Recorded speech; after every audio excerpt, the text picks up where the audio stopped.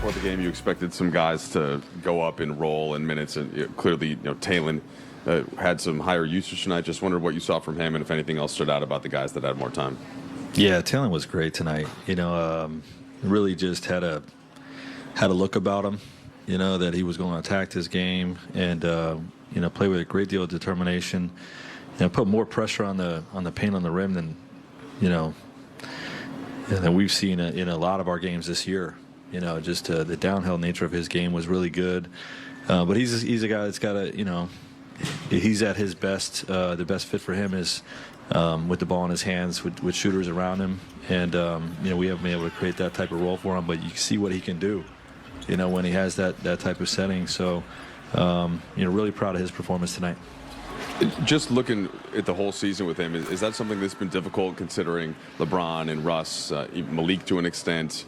And even Kendrick didn't play, but all of the ball handling. And how did you deal with that as a coach? Yeah, it's something that as a coach you have to try to make those pieces fit. And it's he and Russ together haven't been great because they're both at their best with the ball in their hands. And it's just one of those things with Russ out. Talon was able to do what he did tonight.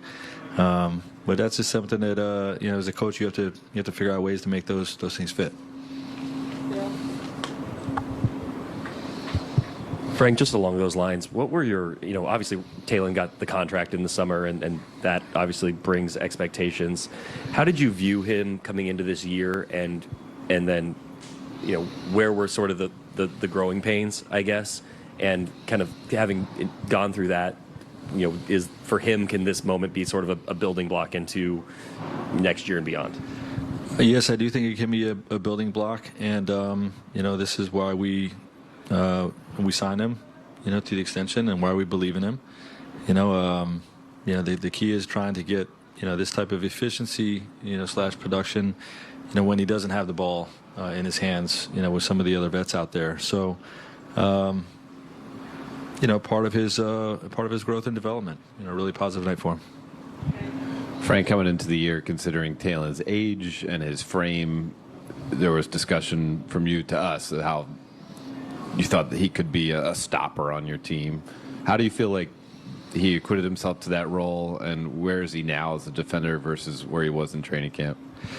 Yeah, I don't think he's quite at the level that we consider him a stopper, but I do think he's grown this year with some of how we execute our defensive coverages, and he's just a year ahead of where he was last year, but still has a ways to go.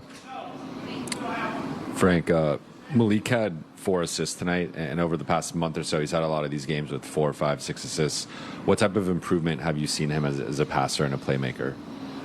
Yeah, I think he's improved steadily throughout the year. Our assistant coaches do a good job of, working with these guys on a daily basis with their reads.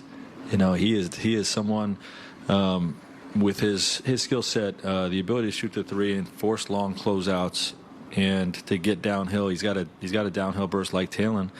Where you can put pressure on the paint, put pressure on defense, and we just ask him to make the right reads, when he gets there. And something that I do believe that he's shown a lot of growth throughout the year, from where he was last year in Charlotte, in and out of the lineup to being a key player for us this year. So our starting backcourt had 64 points, if I'm adding that correctly.